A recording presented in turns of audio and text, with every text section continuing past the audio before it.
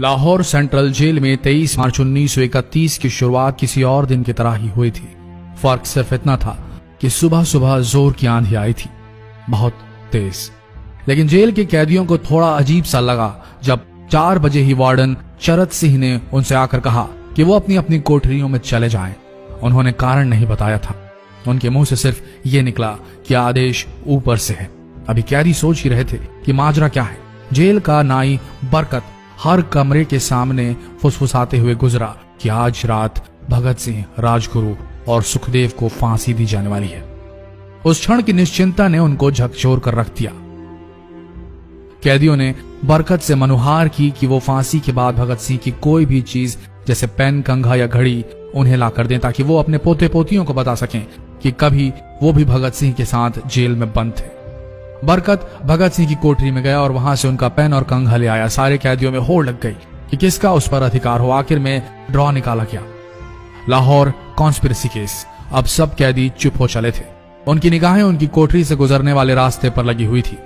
भगत सिंह उनके साथ फांसी पर लटकाए जाने के लिए उसी रास्ते से गुजरने वाले थे। एक बार पहले जब भगत सिंह उसी रास्ते से ले जाए जा रहे थे तो पंजाब कांग्रेस के नेता भीमसेन सच्चर ने आवाज ऊंची कर उनसे पूछा था, आप और आपके साथियों ने लाहौर कॉन्स्पिरेसी केस में अपना बचाव क्यों नहीं किया? भगत सिंह का जवाब था, इनकलाबियों को मरना ही होता है क्योंकि उनके मरने से ही उनका अभियान मजबूत होता है, अदालत में अपील से नहीं। वार्डन चरत सिंह भगत सिंह के खैर ख्वाह थे और अपनी तरफ से जो कुछ बन पड़ता था उनके लिए किया करते थे। उनकी वजह से ही लाहौर की द्वारकादास लाइब्रेरी से भगत सिंह के लिए किताबें निकलकर जेल के अंदर आ पाती थी। भगत सिंह की जेल की जिंदगी काफी कठिन थी। किताबें पढ़ने का शौक हो चला था उन्हें कि एक बार उन्होंने अपने स्कूल के साथी जयदेव कपूर को लिखा था कि वो उनके लिए कार्ल लिब्कनेख्त की मिलिटरिज्म, लेनिन की लेफ्ट विंग कम्युनिज्म और ऑप्टन सिंक्लेयर का उपन्यास द स्पाई कुलबीर के जरिए भिजवाएं। भगत सिंह जेल की कठिन जिंदगी के आदी हो चले थे। उनकी कोठरी नंबर 14 का फर्श पक्का नहीं था, उस पर घास उगी हुई थी। कोठरी में बस इतनी ही जगह थी कि उनका 5 फुट 10 इंच का शरीर बमुश्किल उसमें लेट पाए। भगत सिंह को फांसी दिए जाने से 2 घंटे पहले उनके वकील प्राणनाथ मेहता उनसे मिलने पहुंचे। मेहता ने बाद में लिखा कि भगत सिंह अपनी छोटी सी कोठरी में पिंजड़े में बंद शेर की तरह चक्कर लगा रहे थे। इनकलाब जिंदाबाद। उन्होंने मुस्कुराकर मेहता को स्वागत किया और पूछा कि आप मेरी किताब रिवोल्यूशनरी लेनिन लाए या नहीं। जब मेहता ने उन्हें किताब दी तो वे उसे उसी समय पढ़ने लगे मानो उनके पास अब ज्यादा समय न बचा। मेहता ने उनसे पूछा कि क्या आप देश को कोई संदेश देना चाहेंगे? भगत सिंह ने किताब से अपना मुंह हटाए बगैर कहा, सिर्फ 2 संदेश, साम्राज्यवाद मुर्दाबाद और इनकलाब जिंदाबाद। इसके बाद भगत सिंह ने मेहता से कहा कि वो पंडित नेहरू और सुभाष चंद्र बोस को मेरा धन्यवाद पहुंचा दे जिन्होंने मेरे केस में गहरी रुचि ली थी। भगत सिंह से मिलने के बाद मेहता राजगुरु से मिलने उनकी कोठरी पहुंचे। राजगुरु के अंतिम शब्द थे, हम लोग जल्द मिलेंगे। सुखदेव ने मेहता को याद दिलाया कि वो उनकी मौत के बाद जेलर से वो कैरम बोर्ड ले लें जो उन्होंने उन्हें कुछ महीने पहले दिया था। मेहता के जाने के थोड़ी देर बाद जेल अधिकारियों ने तीनों क्रांतिकारियों को बता दिया कि उनको वक्त से 12 घंटे पहले ही फांसी दी जा रही है। अगले दिन सुबह 6 बजे की बजाय उन्हें उसी शाम 7 बजे फांसी पर चढ़ा दिया जाएगा। भगत सिंह मेहता द्वारा दी गई किताब के कुछ पन्ने ही पढ़ पाए थे। उनके मुंह से निकला, क्या आप मुझे इस किताब का एक अध्याय भी खत्म करने नहीं देंगे? भगत सिंह ने जेल के मुस्लिम सफाई कर्मचारी बेबे से अनुरोध किया कि वो उनके लिए उनको फांसी दिए जाने से 1 दिन पहले शाम को अपने घर से खाना जरूर लाएं। लेकिन बेबे भगत सिंह की इच्छा पूरी नहीं कर सके क्योंकि भगत सिंह को 12 घंटे पहले फांसी देने का फैसला ले लिया गया और बेबे जेल के गेट के अंदर ही नहीं घुस पाए। थोड़ी देर बाद तीनों क्रांतिकारियों को फांसी की तैयारी के लिए उनकी कोठरियों से बाहर निकाला गया। भगत सिंह, राजगुरु और सुखदेव ने अपने हाथ जोड़े और अपना प्रिय आजादी गीत गाने लगे। कभी वो दिन भी आएगा कि जब आजाद होंगे हम, या अपनी ही जमीन होगी या अपना आसमान होगा। फिर इन तीनों का एक एक करके वजन लिया गया। सबके वजन बढ़ गए थे। इन सब से कहा गया कि अपना आखिरी स्नान करें।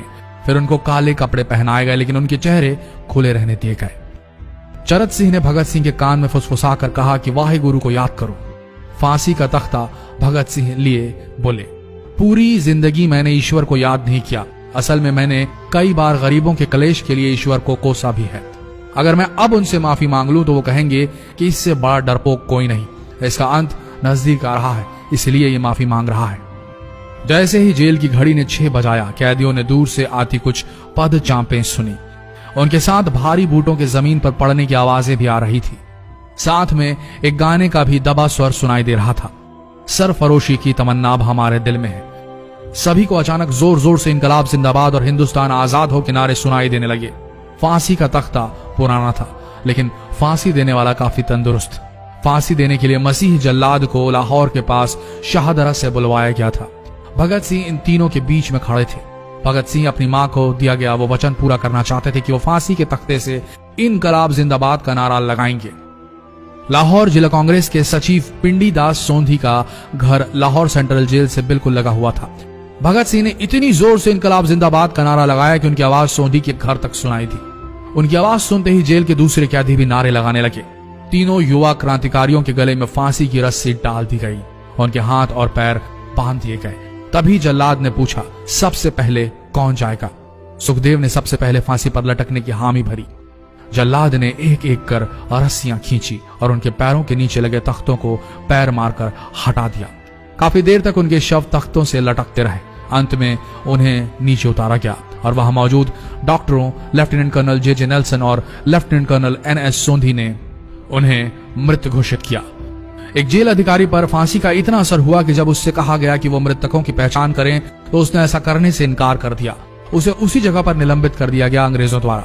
एक जूनियर अफसर ने यह काम अंजाम दिया। पहले योजना थी कि इन सब का अंतिम संस्कार जेल के अंदर ही किया जाएगा, लेकिन फिर यह विचार त्यागना पड़ा जब अधिकारियों को आभास हुआ कि जेल से धुआं उठते देख बाहर खड़ी भीड़ जेल पर हमला कर सकती है। इसलिए जेल की पिछली दीवार तोड़ी गई। उसी रास्ते से ट्रक जेल के अंदर लाया गया और उस पर बहुत अपमानजनक तरीके से उन शवों को एक सामान की तरह लाद दिया गया।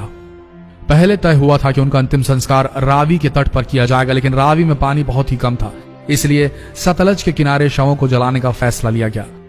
उनके पार्थिव शरीर को फिरोजपुर के पास सतलज के किनारे लाया गया। तब तक रात के 10 बज चुके थे। इस बीच उप पुलिस अधीक्षक कसूर सुदर्शन सिंह कसूर गांव से एक पुजारी जगदीश अचरज को बुला लाए। अभी उनमें आग लगाई ही गई थी कि लोगों को इसके बारे में पता चल गया। जैसे ही ब्रितानी सैनिकों ने लोगों को अपनी तरफ आते देखा, वो शवों को वहीं छोड़कर अपने वाहनों की तरफ भागे। सारी रात गांव के लोगों ने उन शवों के चारों ओर पहरा दिया।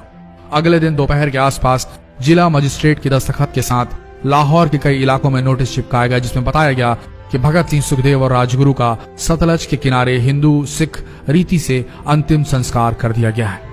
तो ये थे भगत सिंह की जिंदगी के वो 12 आखिरी घंटे। आशा करते हैं इस वीडियो में सुनाई गई ये कहानी आज युवा पीढ़ी के दिलों में मर चुके देशभक्ति को जगाने में कामयाब होंगे। जितना हो सके इस संदेश को पूरे देश में पहुंचाएं। इस वीडियो को शेयर करें फेसबुक पर, व्हाट्सएप पर, और हो सके तो इस पेज को फॉलो करें ताकि ऐसे ही वीडियोस आप तक सही समय पर पहुंच सके। मिलते हैं अगले वीडियो में, तब तक के लिए आप सबका धन्यवाद।